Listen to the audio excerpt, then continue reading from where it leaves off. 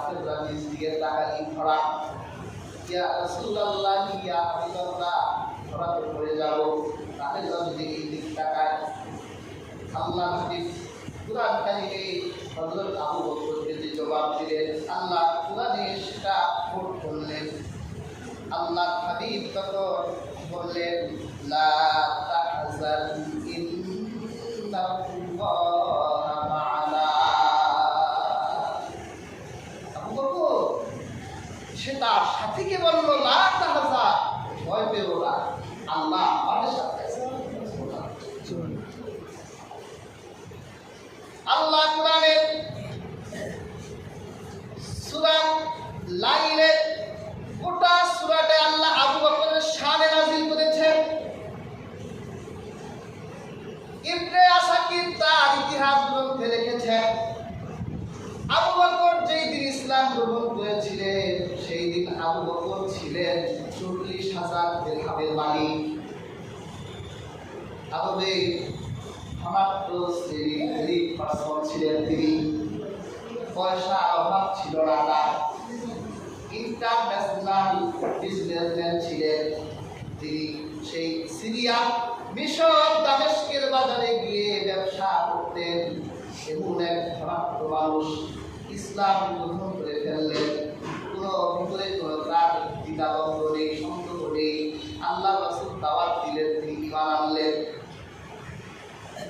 এত সম্পদের মালিক আবু বকর এবং দানশীল ছিলেন, এত দান করেছিলেন তিনি।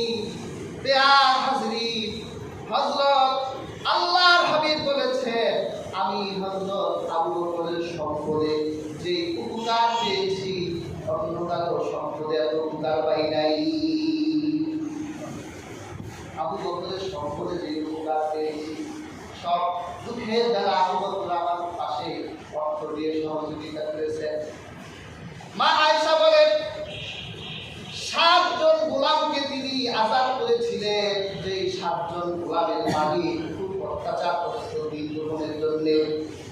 এর মধ্যে একজন গোলাম ছিলেন হযরত বেলাল।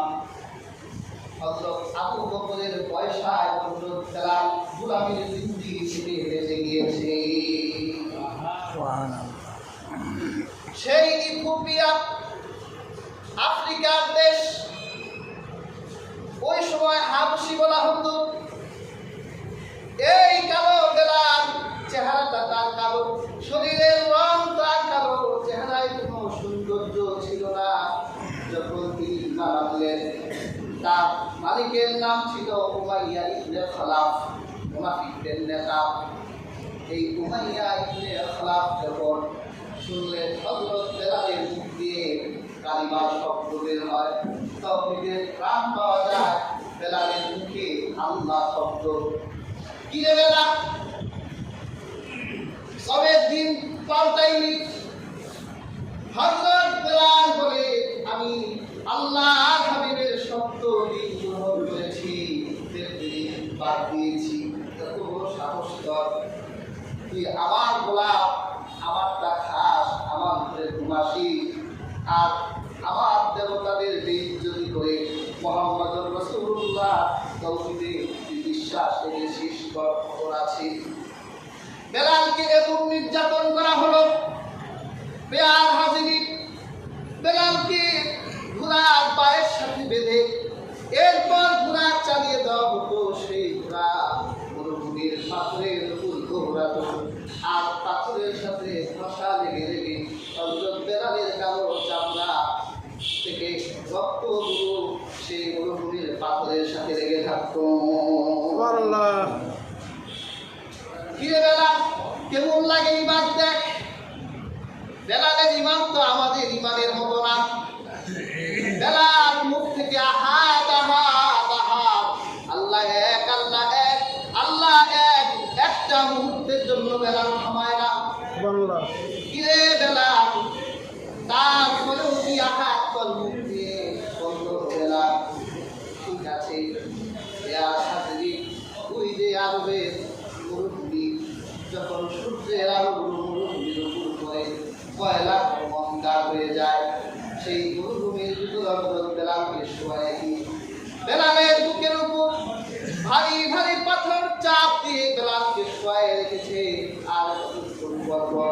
উমাইয়া এসে জিজ্ঞেস করে বেলাল, এখন কি আহাদ আছে নাকি?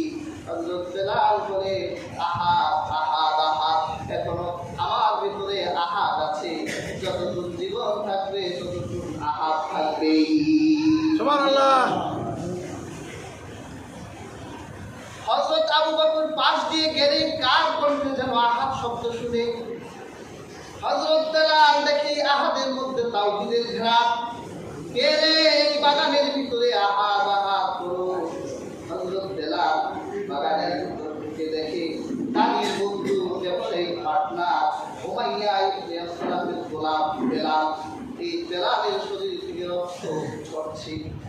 ওই উত্তপ্ত মরুভূমির সাথে তার দেহ লাগার কারণে তার দেহটা সিদ্ধ হয়ে গেছে, রক্ত পুরো বের হয়ে গেছে তার। আর এই বেলালের কণ্ঠে আহাদ শব্দ। কি হে বেলাল, তোমার কণ্ঠে আহাদ শোনা যায় কেন? বেলাল বলে, তুমি তো জানো না মরুভূমি সেই মুহাম্মদুর রাসূলুল্লাহ কাছে জীবন নিয়ে আসে, আমি ওই গভীর অন্তরে মুসলমান হয়ে গেছি। সুবহানাল্লাহ। বেলাল বলে, আবু বকর বলে, তাহলে তুমি তো আমার ভাই, তুমি তো আমার ভাই, তাহলে এইভাবে তোমার নির্যাতন করা হয় কেন? হযরত বেলাল বলেন, আমার মালিকের দিন আর আমার দিন তো একদিন না। সে আমাকে আল্লাহ ও তার রাসূল থেকে পৃথক করে দিতে চায়, আমি পৃথক হতে চাই না। বিয়ার হাজিরিন, হযরত আবু বকর বলে, উমাইয়া কোথায়? উমাইয়ার খুঁজে আনো। উমাইয়ার কাছে গেলেন, উমাইয়া এইভাবে বেলালকে শাস্তি দিচ্ছ কেন? তুমি তো জানো না বেলাল তোমার মতো পথভ্রষ্ট হয়ে গেছে।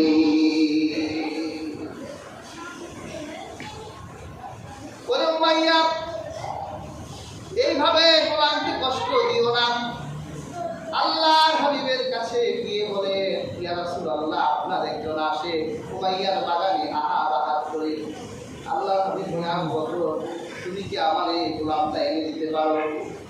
ইয়া রাসূলুল্লাহ বলেন কি, আপনি আদেশ দেওয়ার আগে আমি আপনার আদেশ পালন করবো। এরে উমাইয়া, এই বেলালকে আমার লাগবে, কি চাস আমার কাছে বল। হাজিরিন, হযরত বেলালকে তিনি অনেক দিরহাম দিয়ে ক্রয় করে নিলেন, আল্লাহ হাবিবের কাছে আনলেন। তাহলে বেলাল আল্লাহ হাবিবের সঙ্গে দাঁড়িয়ে আছে। আল্লাহ হাবিব হযরত বেলালের চেহারার দিকে তাকিয়ে আছেন। সেই ইথিওপিয়ার কালো মানুষ, শরীরটা কালো কিন্তু দিলটা তো তার ইমানের নূর। সুবহানাল্লাহ। দিলের ভিতর তো তার ইমানের আলো। আল্লাহ হাবিব বলে, কি বেলাল কেমন লাগছে? বেলাল বলে, ইয়া রাসূলুল্লাহ, আপনার সামনে দাঁড়িয়ে ভালোই লাগছে। বেলাল, আমি মসজিদুল নববীর ইমামতি করব, আর তুমি আমার মসজিদুল নববীর মুয়াজ্জিন হবে। সুবহানাল্লাহ। এই যে বেলালের কি মান, বেলালের কি শান, বেলালের কি মর্যাদা! একটা কালো মানুষ, হাবশী গোলাম, ইথিওপিয়ার আফ্রিকার মানুষ, এই বেলাল। এই বেলালের পায়ের শব্দ আল্লাহ হাবিব বেলালের রাতে আকাশে শুনেছে। সুবহানাল্লাহ। হাজিরিন, এই বেলালকে নিজের অর্থ দিয়ে কিনেছিলেন হযরত আবু বকর। সুবহানাল্লাহ। আবু বকরের পয়সায় তিনি মুক্ত হয়েছেন। আবু বকরের পাওয়ার ট্যাক্সের কত, আবু বকরের খাতার ভিতরে হযরত বেলালের মতো হাবশী গোলাম আছে। হযরত আবু বকর, হযরত বেলালকে হযরত ওমর বলতো, তোমরা আমাকে বলো নেতা, আর বেলাল হচ্ছে আমার নেতা। সুবহানাল্লাহ। ওমরের নেতাকে হযরত বেলাল।